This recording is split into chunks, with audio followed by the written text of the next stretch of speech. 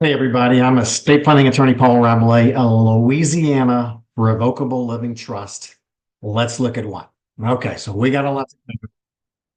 Let's see here. So, what we're going to do is I want to go over the why so many people ask so many questions about revocable living trusts and why they're used and how they're used.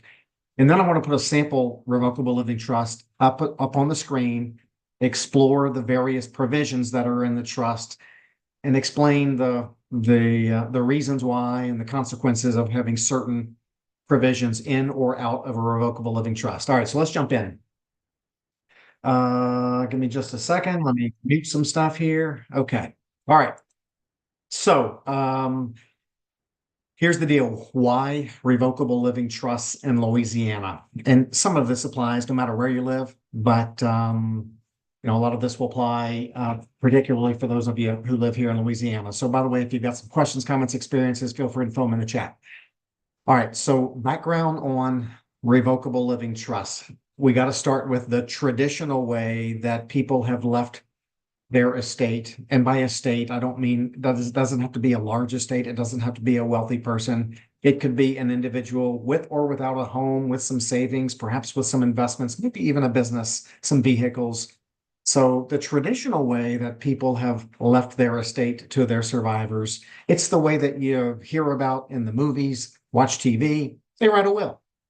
And their will says, I leave my estate to my wife, or their will says, I leave $100,000 to this person. I leave $50,000 to that person. I leave the rest of my estate going with 40% to this person, 30% to that person, and 30% to that person. Or it could be just, and I leave my estate equally to my three children. Also in a will, people will appoint what many states refer to as an executor. Some states refer to it as a personal representative.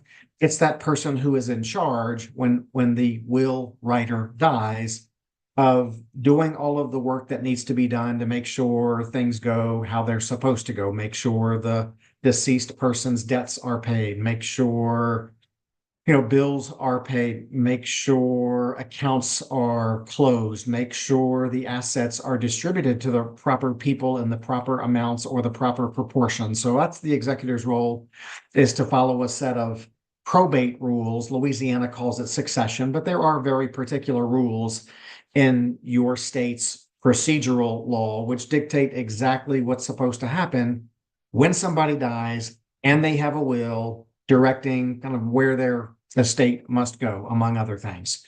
So the issue that people have with leaving their estate to their survivors through their will is that, again, the concept is just leave everything in your name. And when you pass away, that executor will hire lawyers and typically go through a court procedure to get confirmed as the executor. A judge will confirm that the will was a valid will and met all of the formality requirements. And the executor will go through the kind of court and attorney involved process of managing the estate, settling the estate, making sure all the assets are distributed to the appropriate beneficiaries, and all that's done through lawyers and courts. And that's what rubs people wrong.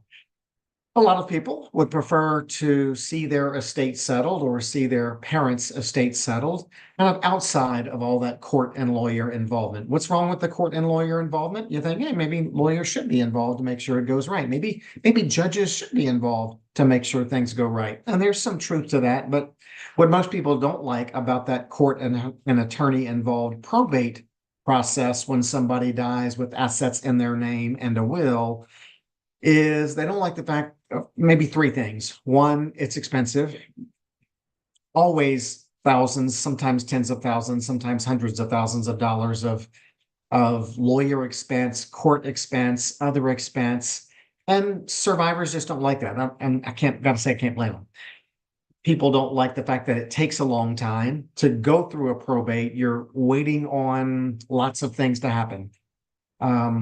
Clerk of court employees to process paperwork, waiting on judges to sign various court orders, waiting on lawyers of financial institutions to review these court orders to make sure that everything goes and the financial institutions follow their policies.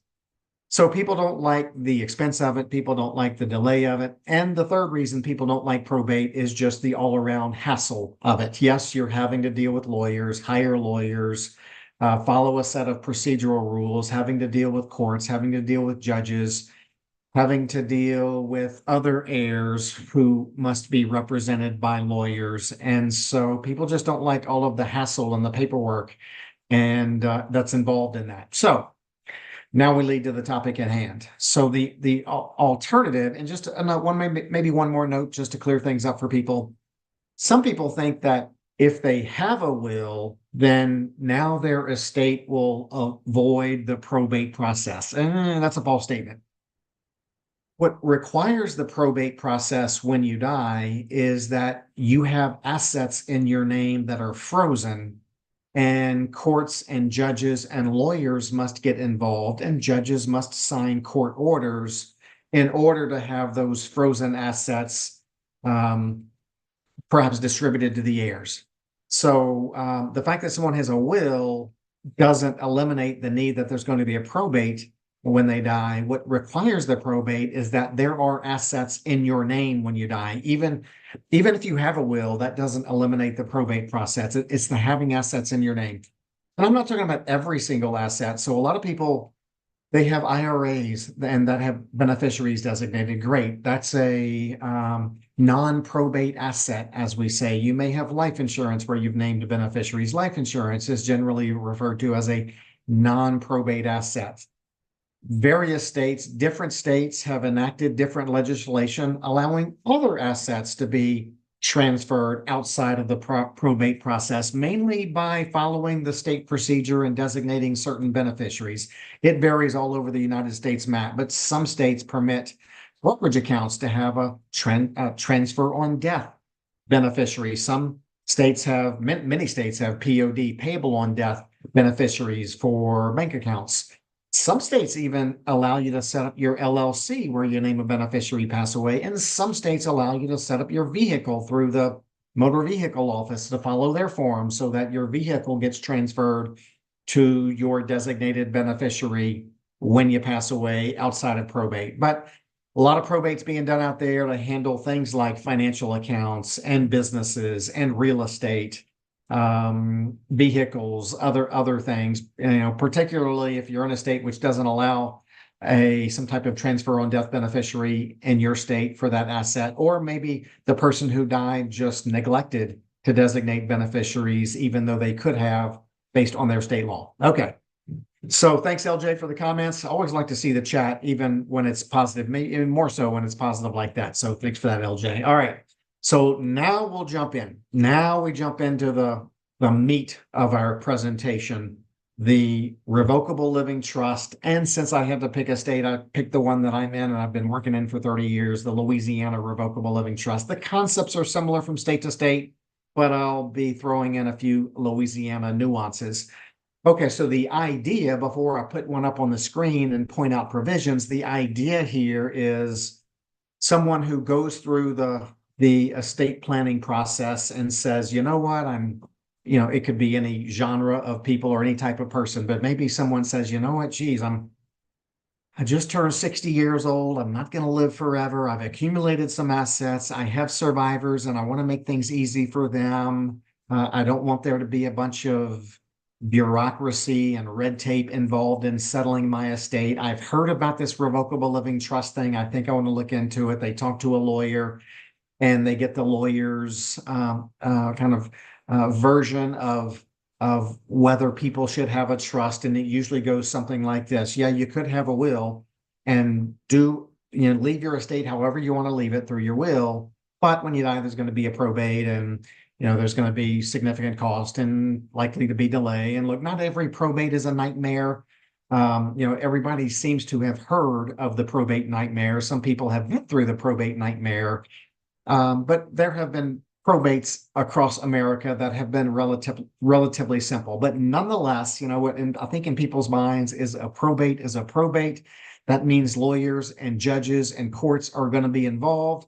If I can eliminate all that and make things easier for my family, by golly, let's look into that. So that creates the Revocable Living Trust concept. The idea is John Doe and Jane Doe, and I'm going to show you in just a second the John Doe and Jane Doe Revocable Living Trust. The idea is John Doe and Jane Doe are thinking to themselves, hey, we've got a couple of kids. We want to make it easy for our estate to go to our kids. So what we'll do is we'll set up our living trust, and we'll retain all the power to do whatever we want to with all of the trust assets while we're alive.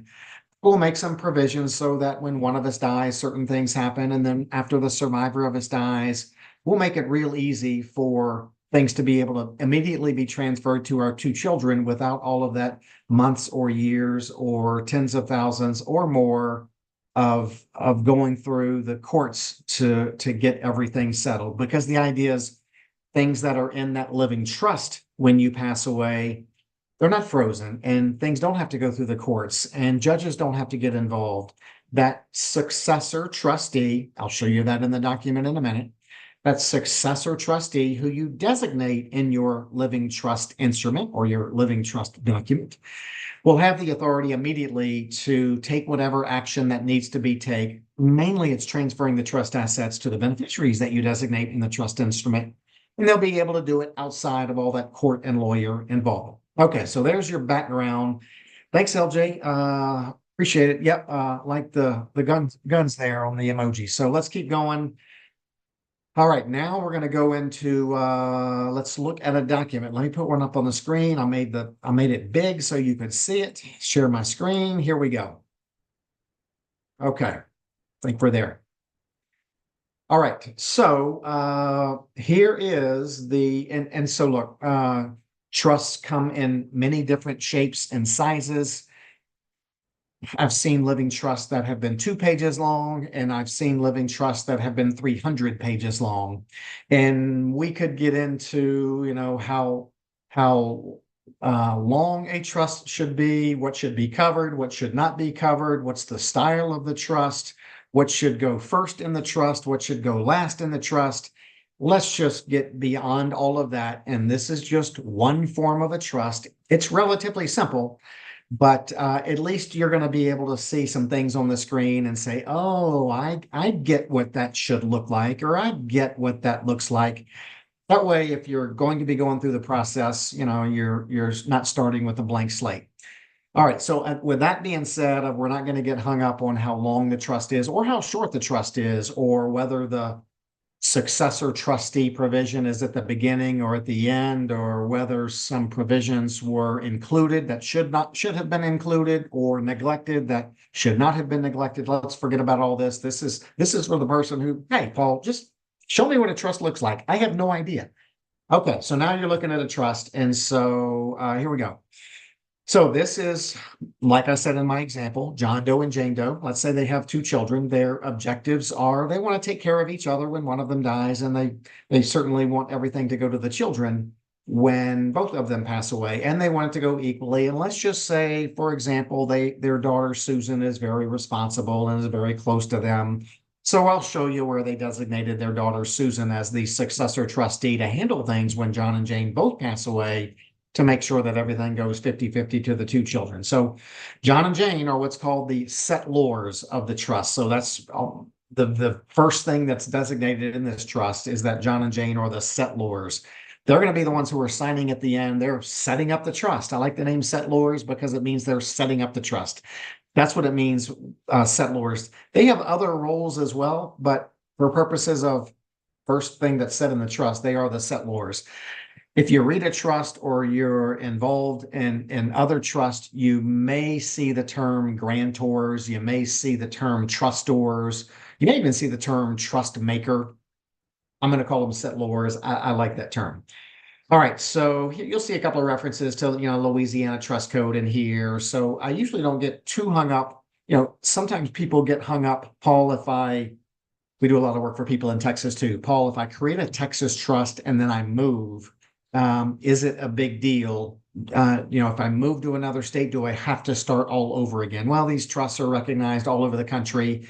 Yes, perhaps if you create your trust while you're living in Texas and you move to Montana, and you die, and in the unlikely event there's some dispute after you die over what a provision or how a provision should be interpreted.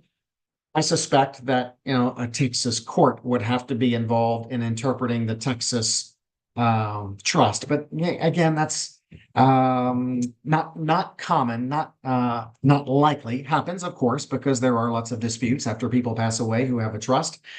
But that's what that means. But it's still valid if you move to Wyoming. The trust which you initially created in Texas that says it's provisions of Texas, the Texas trust law will apply.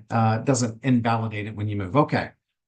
Now let's look here. So we talk about the name. The name here is at the very top. Of course, John Doe and Jane Doe Revocable Living Trust. It says it here again. So that's the name of the trust. If they're going to open up an account in the name of the trust, move their brokerage account into a trust, maybe they have a bank account in the name of their trust, move their real estate into the name of the trust. There it is, John Doe and Jane Doe Revocable Living Trust. I'd say, well, there's so many important provisions in a trust, but I would say for a married couple, this is a big one. It doesn't always have to look this way. It doesn't always have to say this, but based on some conversations with John and Jane or some hypothetical conversations with John and Jane, this is what they wanted. So this is really what happens when one of them dies. Let's just say in our example, John died first. And let's say John and Jane had $2 million of assets, and let's call it all community property. And again, you only have community property if you live in a community property state and you got married and you acquired property with your spouse, and maybe you didn't have a prenup that kept everything separate, you'll have community property. Okay, so a little background on this provision here is sometimes people say, and I'm going to talk in layman's terms here, sometimes people say, or John says, while I'm having the conversation with John and Jane about how they want to leave things when one of them dies, when the survivor of them dies, sometimes John says, you know what? If I pass away, I just want to leave everything to Jane. I realize she will own it and she will control it and she will do what she wants to with it, including if I leave all of my part to Jane, she could leave it to her next husband. She might get influenced one day and disinherit our children. She might leave it to the pool boy. And I'm exaggerating over what John might say, but I'm making a point. But there are many married couples who say, I trust my spouse. I'm comfortable leaving all to my spouse. And by the way, there's a tax advantage to that. When the first spouse dies, especially in a community property state, all of the assets get a step up in basis. And if the first spouse dies, just says, let's leave it all to the surviving spouse to do whatever they want to with it, then all of it will get another step up in basis when the surviving spouse dies. I've made some videos on step up in basis. If you don't know what that is, you can go check it out, but it basically allows all of the appreciation on assets that accrued while you were alive. It just all goes untaxed because the assets get a new basis when you die. So I really like the idea of the double step up in basis that occurs when everything gets included in the estate of the surviving spouse. But other people think differently. And let's say John's wound up saying something like, and I'm putting words into John's mouth, but let's say when I was having that conversation with John and Jane, both John and Jane felt the same way. And John repeated it back to me. And John said, you know what, Paul? We've got $2 million of assets. We've got 2 kids. Yes, we trust each other. We built all of this together. We want everything to be for the surviving spouse. But Paul, I've seen some crazy things out there. I've seen some situations where after the first spouse died, the surviving spouse got remarried and left everything to the new spouse, or got influenced by someone and disinherited the children. I don't want that to happen in our circumstances. So John tells me, Paul, I don't like the concept of just lumping everything into the estate of the surviving spouse and allowing them to have complete control over what to do with it, including leave everything to whoever they want to leave it to. So what John says after hearing his options is, John says, if we have $2 million and it's community property, John says, I realize if I die first, Jane will still have her half of the community property, her $1 million or whatever her half is, to do whatever she wants to with, including leaving to her next husband. But John says, at least as to my half of the community property, my $1 million of our $2 million, I'd like some protections in place so that, yes, it can be available to Jane if she needs it for her needs, but I want to make sure that when Jane later dies, what's left of my half goes to my 2 kids. So that's what this provision highlighted is. It's John making sure that if he dies, his half of the community property remains in an irrevocable trust, something that Jane can't change who the beneficiaries are. It's kind of locked in. Now, Jane will be the trustee. She'll get the income off of John's half for the rest of her lifetime. She can use the principal if she needs it for her health, education, maintenance, and support, as I'll show you in a minute. But when Jane dies, what's left out of John's half must go to their two children. Jane can't change that, and John likes that whole concept. So this provision, upon the death or other termination of the community between the settlors, termination of the community between the settlors is potentially, divorce. The trustee shall divide the trust, but this, I'm going to refer to this in terms of one of them dying. The trustee shall divide the trust into two new separate trusts according to the settlor's ownership and the community and separate property. The name of each trust shall be the name of the settlor whose former community or separate property is titled in the trust followed by trust. So what that means is, let me change the facts a little bit. Let's say John and Jane had $2 million of community property. Each one owns $1 million. In addition to their community, John also had $500,000 of separate property. Maybe he inherited from his parents. Maybe it was given to him by his parents or anyone during his lifetime. Maybe it was something he had before he got married and he just kept it separate. That would be John's separate property. So this refers to, okay, when the first spouse dies, when John dies, divide the trust. And the last sentence talks about the name of each trust shall be the name of, so while they're both alive, it's the John Doe and Jane Doe revocable living trust. When John dies, now the assets get divided into the John Doe trust and the Jane Doe trust. And what goes into the John Doe trust is John's one half of the community property and John's separate property. And what goes into the Jane trust is Jane's half of the community property because she has no separate property. Why go through all of that? Well, for the very reasons that I just explained, John wants to make sure that what's left in the John trust when Jane later dies goes to the two kids. And so that's what we're doing. So there's a lot of reasons why this is important. If John and Jane have two children together and they just want all of it to go to the two children after John and Jane both die, the accounting of all this, I'm going to say, is really not a big deal. The accounting of it is a big deal if later in the trust instrument, John says after John and Jane die, the John trust goes to certain people. And it also says in the trust document here that the Jane trust assets go to different people than the John trust assets would go to. Now we've got some accounting things we've got to make sure because they've each got different beneficiaries. So sometimes if a married couple gets later in life, we just break it off, and they have a lot of separate property and they have different children. We create two different trusts from the get-go instead of a joint trust that has to be broken out when the first spouse dies. So you can do it either way. But it is very common for married couples to have a joint trust to provide that when one spouse dies, assets get divided. All right. Also, this division becomes really important if after John died, his $1.5 million went into the John Doe trust when he died because he wanted to make sure that the John Doe trust went to their two children after Jane died. But it is important to make this division if after John dies, if Jane, for whatever reason, wants to change who gets this trust when she dies, because she'll only be able to change who gets her part because John set it up this way. Jane can't change who gets John's part when Jane dies. A lot of when people die and a lot of Johns and Janes, but this is really a critical decision that often gets overlooked in the planning process when married couples are trying to figure all of this out. Married couples and their lawyers tend to overlook this and just kind of put in default language.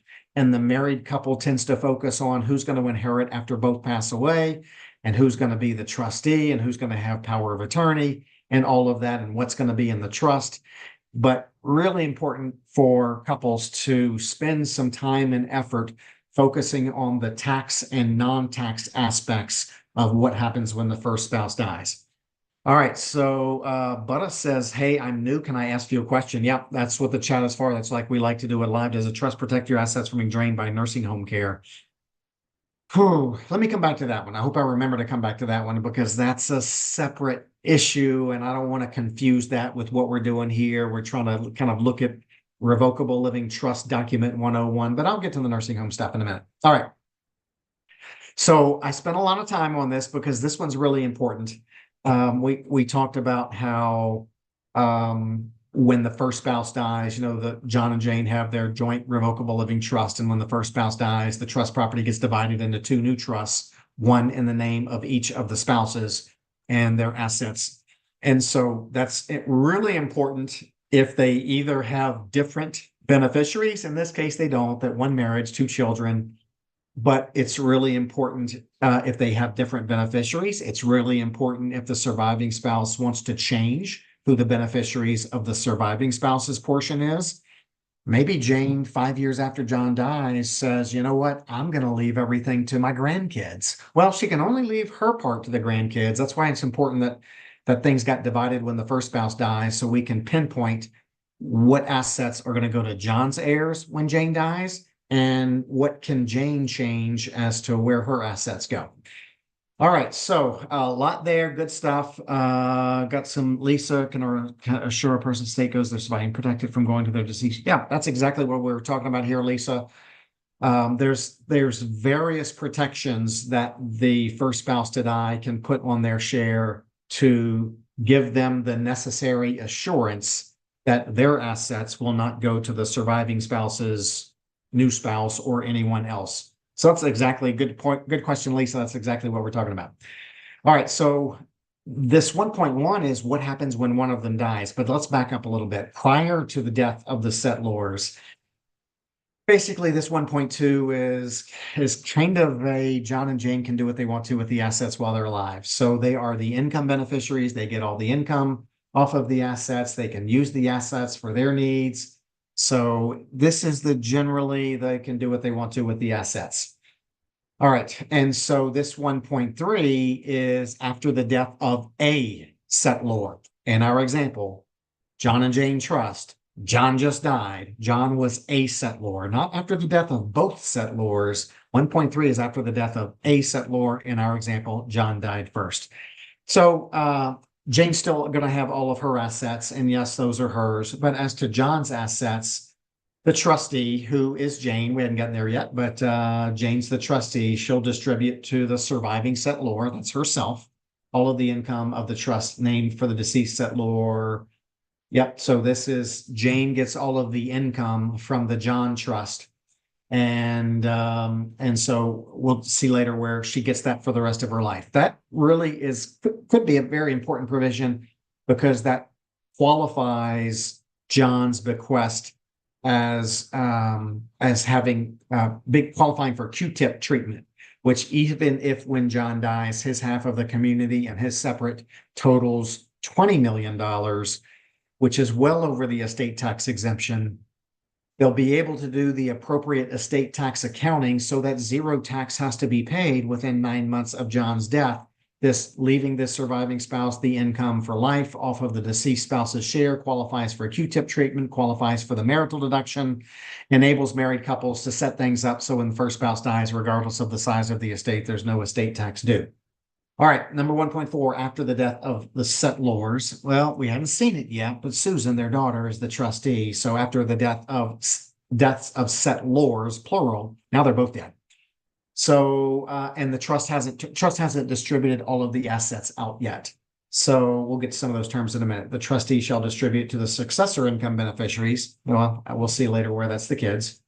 All of the income and may distribute principal for the old health, education, maintenance, and supports. We call that the HIM standard. Okay. Principal beneficiaries is the title of 1.5, but it says the successor income beneficiaries and the principal beneficiaries are their two children, Joseph Robert Doe and Susan Elizabeth Doe.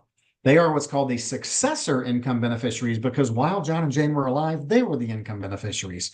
So, Joseph and Susan are the successor income beneficiaries, which means after John and Jane die, if some if the assets produce some income prior to all of the assets being distributed to Joseph and Susan, then the trustee is required to distribute that income to Joseph and Susan equally.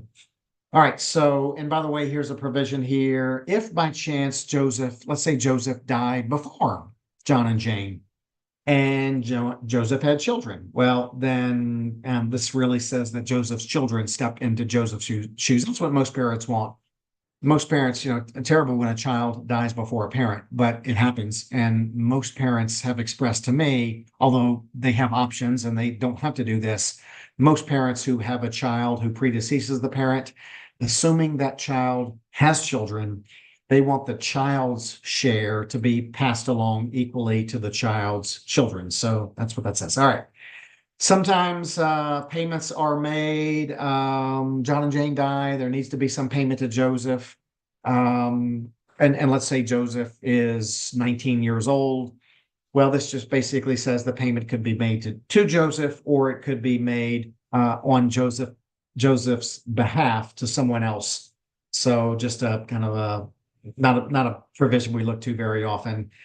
This one was important because it was important, particularly if in my example, when I talked about how John and Jane had $2 million of community property, but John had $500,000 of separate property, they created this joint revocable living trust. And a lot of people ask, hey, if I put my separate property into this joint living trust, does that mean my spouse acquired an ownership interest in my separate property? And this says, no, if you have separate property and you create a joint trust, then it will retain its separate property character, even though it goes into the joint trust. Not a big deal here. Singular and plural mean each other. No big deal. All right. Again, a lot of these provisions, the trustee can receive additional property after the trust is created. Let's see, we talk about how this is a revocable living trust. So before a settlor dies, if they want to, they can change the trust. Sometimes John may set up his trust to provide that after John and Jane die, his portion of the trust goes to Joseph and Susan equally. Maybe he changes his mind for some reason. Again, he can revoke his trust, he can amend his trust. We don't see a lot of people revoking their trust and just undoing it all and transferring everything that's in the trust out of the trust. But we do see people amending or modifying their trust as it relates to the portion of property that they own or that they have in the trust. All right, here's one where, again, not necessarily does it say this every time, because sometimes the entire trust remains revocable by the surviving spouse. But because of John and Jane's concerns about them trying to make their assets available to the surviving spouse, but protect the future inheritance rights of their children, then it is important that while John and Jane were alive, they could change whatever they wanted to. But when John died, then his interest in the trust becomes irrevocable, and nobody, including Jane, can change the terms of the John Doe trust. So now the John Doe trust is written to benefit Jane. She's the trustee. She's the income beneficiary. She can make principal distributions to herself or her health, education, maintenance, and support. So it's not like she has no access, has no rights to any portion of John's trust. That's not what we're saying. We're just saying that when John dies, his portion of the trust becomes irrevocable. What can't Jane change? Well, then certain limitations. Jane can't change the terms of the John trust and leave the John trust to Jane's next husband. She can't do that because when John died, his portion of the trust became irrevocable. Jane can use it for her needs based on the terms of the trust, but she can't change where the John trust goes when Jane dies. Say that 5 times fast. All right, let's see here. All right, so let me stop for a second and just see what people are talking about in the chat. So yeah, Lisa, that's kind of wrote, assure a person's estate goes to their surviving children and protect it from going to the deceased child's widower who is obnoxious to the estate's owner. Yep. So okay. So I don't think I read the whole question last time I read it. Yep. You can put certain restrictions on it. And if you really want to restrict assets from going to your child's deceased child, oh yeah, you can do that. I thought you may be asking, well, what if I leave assets to a child and, you know, my child is alive when I pass away, how can I make sure that those assets never get to my child's spouse? That's a little tricky, but you have a deceased child, you can absolutely set things up so that their widow doesn't ever get any rights from anything from you. All right, but my mom was in the hospital, very sick on and off, and my Uncle John had her sign an irrevocable so he can take care of the house while she was sick. But the problem is he died within a year. Also, he's not able to finish the house, but also mom passed before him. Now that he passed, court. Okay, so that looks like a big mess. I'm probably not going to be able to get into it because it's a very unique set of circumstances, which happens all the time.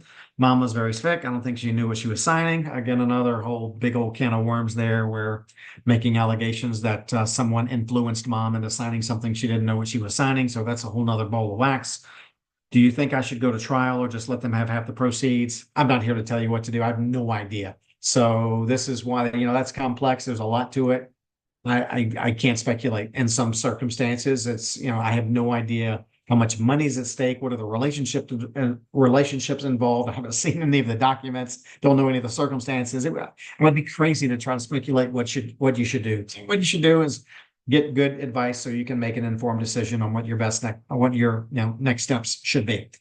All right, so here we go. Now back to the trust. All right, so this is one where maybe either Joseph and Susan were adults when John and Jane set this up. Maybe Joseph and Susan were young when John and Jane set this up. And so they put this 25 thing in there. But even maybe John and Jane were, maybe Joseph and Susan, the children, were 40 years old when John and Jane set this up. So you might think, why would they have this provision about if a beneficiary is not 25? Well, mainly because of just what we just said. Maybe Joseph predeceases his parents, and now when John and Jane die, assets are to go to Joseph's children who are 10 years old. So sometimes you see provisions in here, you're like, well, why did they do that? I'm leaving it to my kids. They're 40. And so we don't need a provision that says if somebody's under 25, it stays in trust for them. But, you know, you have to provide for some of these what ifs that can and do occur. So I would not be alarmed by if you saw a provision like that. So this would be very helpful where if Joseph did pass away before John and Jane and assets did go to Joseph's children who were 10, this would allow Susan to continue managing all of the assets for Joseph's children. Susan would be able to use those assets for the health, education, maintenance, and support of Joseph's children. So she can pay for their high school, she can pay for their college. And then when Joseph's children reach the age of 25, then this provision would say, Susan, you need to turn those remaining assets over to Joseph's children because they've reached their 25th birthday. It doesn't have to be 25. There's a lot of different options on when these trusts would terminate. All right, so Louisiana has some particular law. And so John and Jane may have asked me, hey, what's this 4.2 thing? 4.2 thing, which nobody ever understands. It makes reference to a Louisiana trust code provision. And you really have to understand all the trust code provisions, which you don't even have access to. But basically, if assets go to Joseph, but Joseph doesn't have children, then John and Jane can dictate where those assets go when Joseph dies. So again, that's kind of a confusing paragraph, but we're following some kind of common sense rules on that, but we get some questions. Let's say they do leave things to things do wind up going to Joseph's children, and there's this trust that and Joseph's child is 21, but there's only $300 in the Joseph's child's trust account. This just says the trustee can terminate the trust if there's not enough assets in the trust to terminate there being a trust. So really not used very often. Big one here, a lot of big words, a lot of words people don't understand, a lot of, Paul, what the heck does this mean? Hey, Paul, let's go to 5.1. What the heck does that mean? So, you know, get that all the time. So this is what makes the trust a spendthrift trust, which really this provision, even though nobody understands it, it should be in every trust. So assets go to are in trust for a beneficiary after John and Jane die. And let's say those assets are going to remain in trust for a period of time. Having it as a spendthrift trust means that the beneficiary's creditors can't get to the trust assets. It's protected from the creditors of the beneficiary. What it also means is a hey, beneficiary can't use their interest in a trust as collateral for a loan, or they can't go sell their interest in the trust. A lot of parents like that provision. I had someone ask me just a couple of days ago, hey, if I leave my assets in a trust and I designate that, let's say the trust pay my child because my child blows money, they're not very responsible. If I leave assets in a trust for my child and the trust says, my child gets $4,000 a month until it all runs out, can my child sell their interest in that trust? And because it's a spendthrift trust, the answer is no. So that's in pretty much every trust, barring some unusual circumstances, but pretty much every trust, you're going to see these spendthrift provisions. Okay, who's the trustee? The Settlors. We talked early on, John and Jane, they are the trustees of their trust. So when we transfer their home to their trust to keep their home from having to go through probate when they pass away, their home is transferred from John Doe and Jane Doe to John Doe and Jane Doe as trustees of the John Doe and Jane Doe trust after both Settlors die. Now they're both dead. If one of them dies, the other one's the sole trustee. John dies, Jane's the trustee of her part, Jane's the trustee of his part. But after both of them die, they said, you know what? Susan's really responsible. She helps us take care of stuff. Let's name Susan as the successor trustee. John and Jane, initial co-trustees. One of them dies. Surviving spouse is the sole trustee. Both of them die. Susan Elizabeth Doe is what we typically refer to as the successor trustee to handle all of the trust duties after both John and Jane die. There are some provisions about if two or more co-trustees. This covers if the two trustees are married to one another, then one of them can handle trust duties.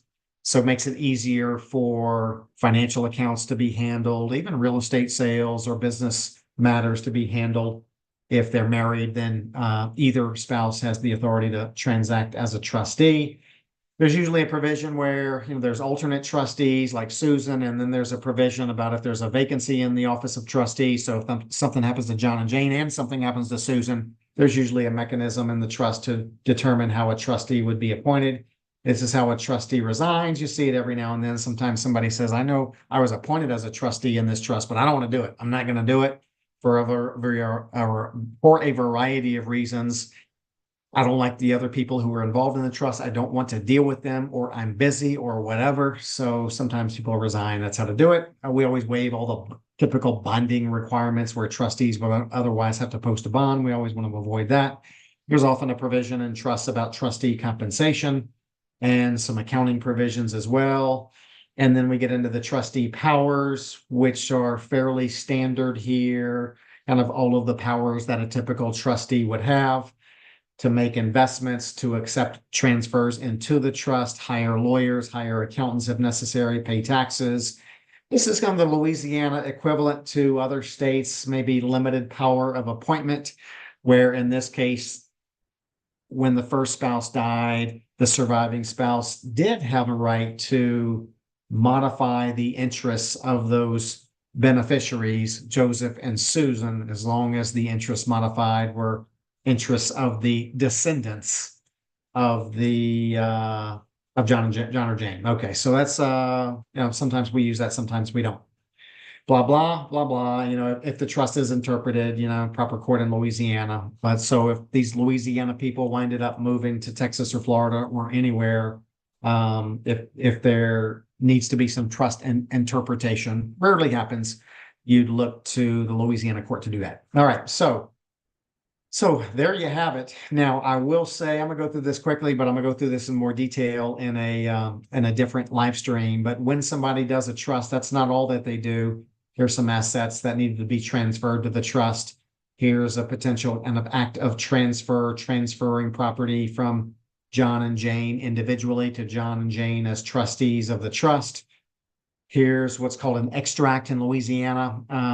If the trust owns real estate, instead of filing a trust in the public records to show who the trustees are, then this what's called extract of the trust gets recorded in the public records, so third parties will know who they can rely on when real estate in the trust needs to be sold or transacted. Every time someone creates a revocable living trust, they also create a will. Maybe this is the most important part. So this is if John owns anything in his name when he died. Again, the idea, let's transfer everything to John and Jane's trust. Nothing's in their name that would need to go through probate when they die. But if by chance there is something in his name when he died, this is that pour over will, which would require the probate to transfer that asset that's remained in John's name when he died, to transfer that asset to their trust. So they'd each have their own pour over will, even though they have their joint revocable living trusts. We're rolling here. Everybody, when they sets up their estate plan, they set up these powers of attorney. Here's John's. Basically says if during the rest of John's lifetime, he's not able to sign something that requires his signature, or maybe he needs to take an IRA distribution and he can't take it. Maybe he needs to sell a vehicle in his name and he's not able to sign, illness, injury, whatever. Again, this would be during John's lifetime. We've been talking up until now of what happens when John dies. So this is where John appointed Jane. Some people mistakenly believe that their spouse kind of automatically has some power of attorney. They don't. It has to be expressly provided for. So if John doesn't have this power of attorney and he's got to sign something and he's not able to sign it, somebody's going to have to sue John in what Louisiana calls an interdiction or curatorship proceeding. Have a judge designate that John is incapacitated, have a judge appoint a legal guardian for John. That interdiction proceeding is a mess. It's expensive. It takes a long time. There's court hearings and just a big mess. Power of attorney avoids all that. John appoints Jane first and then Susan as the backup to Jane.